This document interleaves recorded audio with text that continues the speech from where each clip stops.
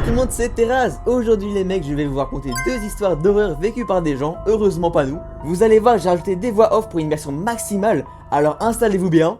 Hop, juste avant que ça commence mon gars, pense à t'abonner et à lâcher ton plus gros pouce bleu, ça me soutient énormément. Allez, sur ce, place à la première histoire, c'est parti.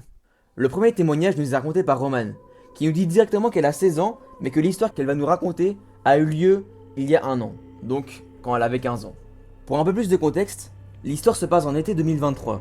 Il faisait très chaud. Il est environ 3h du matin, quand tout d'un coup, Roman entendit la baie vitrée s'ouvrir.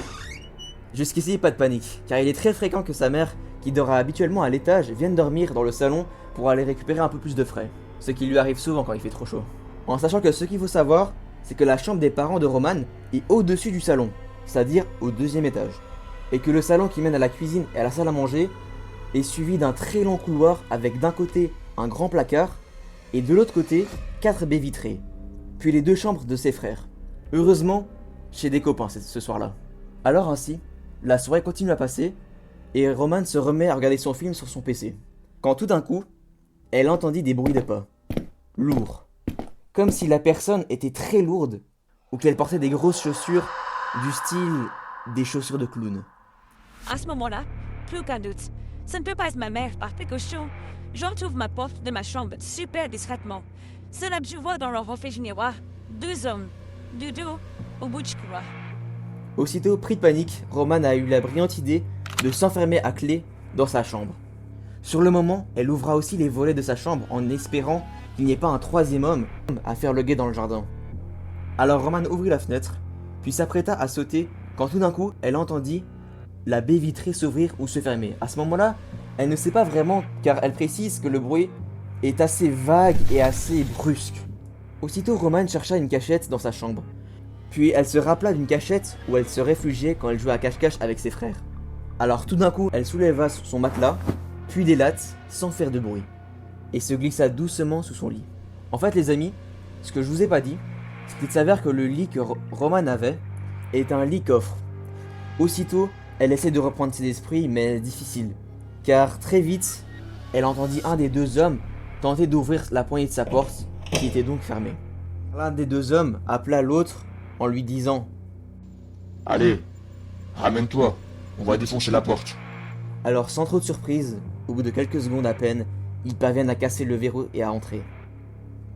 À ce moment-là, Roman nous dit « Je n'ai qu'une seule peur, qu'il devine que mon lit est dans les coffres et qu'il me trouve. » Pour faire le point, les 2 hommes sont dans la chambre de Roman. L'un regarde par la fenêtre et pense que Roman est sorti par là. Il interpelle l'autre homme et dit « Putain, elle est sortie. » Puis directement, les 2 hommes sautèrent par la fenêtre et se mettaient à courir sûrement pour potentiellement me rattraper. À ce moment-là, je ne bouge pas. Je suis pétrifiée, choquée. J'entends alors une voiture partir. Je suis tétanisée. Je reprends mes esprits quelques secondes plus tard et j'appelle la police. Ils me disent de ne pas bouger et qu'ils envoient une patrouille. À ce moment-là, mes sentiments sont mélangés entre le soulagement et la peur qui reviennent. Environ un quart d'heure après, la police arriva sur les lieux.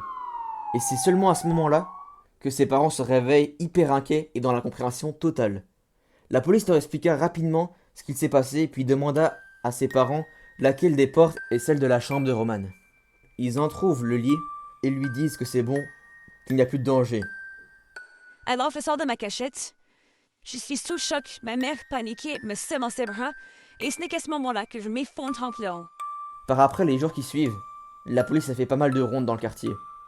Et figurez-vous que sur les caméras de surveillance d'un des voisins, on a pu identifier les 2 suspects. Ces derniers ont été arrêtés et ont été jugés coupables pour intrusion chez autrui. En fin de compte, ce qui a fait le plus peur à Roman, ce n'est même pas ce qui s'est passé. Mais c'est que lors du procès des 2 individus, ces 2 derniers n'ont absolument rien dit de pourquoi ils étaient là et de pourquoi ils ont voulu attraper Roman. Car c'est vrai qu'en prenant du recul, pourquoi ces 2 individus seraient rentrés par effraction chez Roman, si ce n'est pour rien voler, rien toucher ni rien? Et pourquoi les hommes avaient l'air si déçus, si agacés lorsqu'ils ont vu que Roman n'était pas là? Finalement, beaucoup de questions mais aucune réponse. Et Roman nous le dit, elle pense qu'au fond, elle préfère encore ne pas avoir la réponse. Du coup les mecs, sur ce c'est la fin de la première histoire. J'espère que vous avez plu jusqu'ici et que vous passez un agréable moment dans cette vidéo. Les mecs, moi je trouve que franchement la première histoire, elle est horrible. Genre juste le truc que il y a deux mecs qui viennent chez toi sans que t'aies donné l'autorisation ou peu importe et qui viennent, qui te pourchassent. Mec, je me rends compte que, voilà le moment où elle voit les deux mecs dans le couloir, frérot, à ce moment-là, je pense, no joke, hein, j'ai zéro instinct de survie, je serais resté figé, mon gars, mais figé, je vous le dis. Je vous le dis. Sur ce, les mecs, on va passer à la deuxième histoire. Allez, c'est parti. La deuxième histoire nous est racontée par Léa, qui a 23 ans, et qui nous dit que lors des fêtes, elle avait seulement 15 ans. Pour un peu de contexte, Léa habite dans un immeuble au premier étage avec ses parents. Elle précise même que ce qui est trop cool, c'est qu'elle habite dans la même rue que sa meilleure amie qu'on va appeler Ludivine. Il est donc très fréquent que les deux amies fassent des soirées pyjama l'une chez l'autre. Comme j'habitais au premier étage, la nuit je fermais tout le temps les portes et les fenêtres de mon appartement. C'était même devenu une obsession. Je vérifiais constamment que les portes et les fenêtres étaient bien fermées. Cette nuit-là, les parents de Léa ont dû partir pour le travail. Parce que comme ils travaillaient dans une autre ville, ils dormiraient dans un hôtel la nuit. Ça a été probablement la pire nuit de toute sa vie. Alors oui, comme Léa nous le précise, ma mère, comme toutes les mamans du monde, ne voulait pas me laisser dormir chez nous seuls. Elle voulait donc que j'aille passer la nuit chez ma meilleure amie, Ludivine. Sauf que, à l'aide de son père, Léa a réussi à convaincre sa mère de la laisser passer la nuit toute seule. Après tout, elle avait peur, mais elle avait quelque chose à prouver, Léa. Elle voulait montrer à sa mère et à son père qu'elle était capable de rester une nuit seule chez elle. Cela dit, elle s'est tout de même assurée qu'elle pouvait aller chez Ludivine à n'importe quel moment de la nuit si jamais elle n'était pas rassurée. 23h. À ce moment-là, Léa est sur son téléphone dans le salon. Et là, elle a une sensation bizarre, comme si elle était observée par quelqu'un. De plus, quelques minutes après, Léa entendit des craquements de parquet venant de sa chambre à l'étage. Mais sur le moment, elle nous précise que ça ne l'a pas vraiment affectée, car étant donné qu'elle habite dans un immeuble, il est très fréquent qu'il y ait des petits bruits de grincement, de toc-toc, ça lui arrive, même si des fois, ça lui fait quand même pas mal peur. Ainsi, Léa continue à scroller sur son téléphone, quand tout d'un coup, elle entenda de nouveau les mêmes bruits de craquement.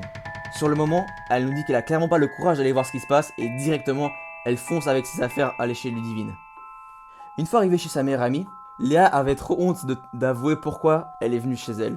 Alors elle a juste dit qu'elle s'ennuyait et qu'elle voulait avoir un peu de compagnie quoi. Par après, le père de sa meilleure amie a décidé d'aller chercher des pizzas pour fêter un peu les retrouvailles et qu'elle se sente moins seule. Sachant que les amis, ce que je vous ai pas dit, ça aura une grosse importance sur la suite de cette histoire. C'est que depuis la fenêtre du salon, on peut apercevoir la fenêtre de la chambre de Léa. Donc une fois le père parti, avec Ludivine, on s'est posé dans le salon, devant la télé de chill. J'avais complètement oublié les craquements de parquet à ce moment-là. Mais ce qui s'est passé ensuite, je m'en souviendrai toute ma vie. Et là, Léa nous explique qu'elle est passée aux toilettes et que quand elle est revenue, elle a vu sa copine Ludivine qui fixait d'un air terrifié la fenêtre de sa chambre par la fenêtre du salon. Alors à ce moment-là, Léa lui dit mais qu'est-ce qui ne va pas? Car elle était vraiment toute pâle. Alors ensuite, Léa lève la tête et le voit enfin. Un homme se tenant droit dans sa chambre, mesurant environ 1m80, habillé tout en noir. Léa nous dit que par après, c'est à ce moment-là qu'elle a relié tous les éléments. Les craquements, mon malaise d'être seule à la maison, cette impression d'être observée. Ça ne pouvait pas être un hasard. C'était lui. Il était là depuis le début. Et puis, malheureusement, l'homme a levé la tête vers nous. À ce moment-là, Léa expliqua qu'ils se sont fixés ne serait-ce que quelques secondes, mais que ces secondes lui ont paru interminables. Suite à cela, les deux amies n'ont pas pu se retenir de hurler de toute leur force.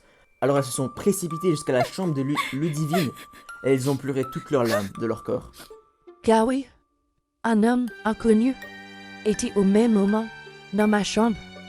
Et ce qui m'a fait paniquer, c'est qu'il était certainement déjà là quand j'étais encore dans la maison. Environ un quart d'heure plus tard, Léa et Ludivine reprennent enfin leurs esprits.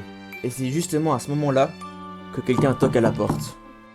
Alors là, directement, le premier réflexe de Ludivine est de regarder dans l'œillet de la porte. Mais à sa grande surprise, elle ne vit personne. Ni l'homme, ni le père de Ludivine. Personne. Juste le paillasson et un long couloir sinistre plongé dans l'obscurité. Alors malheureusement, à ce moment-là, les deux amies ont directement compris que c'était l'inconnu qui avait toqué. Alors, elles ont regardé par la fenêtre du salon pour en être sûres que c'était bien cet homme qui était parti. Et à leur plus grande surprise, dans la chambre de Léa, il n'y avait plus la silhouette. L'homme avait complètement disparu. Environ 10 minutes après, le père de Ludivine était de retour avec les pizzas. Et ainsi, elles ont donc déduit que l'homme était parti, probablement après avoir frappé à la porte. Suite à cela, Léa nous explique qu'elle n'a pas réussi à fermer l'œil de la nuit, et que le lendemain, elle a tout expliqué à ses parents au téléphone en larmes. Évidemment, elle n'a plus jamais voulu repasser une nuit seule chez elle. Une dernière chose que Léa nous dit, c'est que ce qui lui a marqué énormément, c'est que étant donné qu'elle avait fermé les portes et les fenêtres à clé, alors comment l'individu a pu rentrer chez elle? Est-ce qu'il était déjà là avant tout ça? Est-ce que cet individu avait réellement l'intention de dissimuler sa présence lorsqu'il a toqué à la porte? En fin de compte, on n'aura probablement jamais ces réponses. Wouh! Voilà les mecs, sur ce, c'était la deuxième histoire, j'espère qu'elle vous a plu. Les frérots, moi je trouve que mec, honnêtement, j'en ai pas vraiment une préférée, mais j'avoue que la deuxième, imaginez le moment où t'es à la place de Léa, genre, et que tu vois le mec dans ta chambre, et que là tu fais le lien, tu dis c'était lui avant. Mec, déjà, je trouve que juste ce sentiment de être observé, c'est un truc qui est déjà arrivé à tout le monde, je pense, et qui est juste horrible, parce que tu te dis... Mec frérot, comment ça se peut que j'ai ce sentiment-là, tu vois, alors que je suis tout seul, en théorie. Et donc voilà, les mecs, maintenant vous penserez, quand vous aurez cette sensation-là, à regarder autour de vous et à faire attention les mecs. Sur ça, j'espère que ce nouveau format vous a plu, c'est la première fois que je faisais un petit thread d'horreur. J'avais envie d'en faire parce que j'adore les mecs, pour ceux qui me connaissent pas trop et tout. J'adore les histoires d'horreur et je voulais trop me faire mon petit thread d'horreur à moi, vous voyez. Alors bonne nouvelle pour ceux qui ont kiffé, ce ne sera clairement pas le dernier, je compte faire une petite série de threads d'horreur. Alors le prochain je ne sais pas quand il sera, peut-être dans quelques mois, je ne sais pas les mecs. Sur ce les refs, je vous invite une dernière fois à vous abonner à la chaîne si ce n'est pas encore fait et à lâcher votre plus beau pouce bleu. Allez, c'était Terraz, à très bientôt pour de nouvelles histoires. Ciao ciao.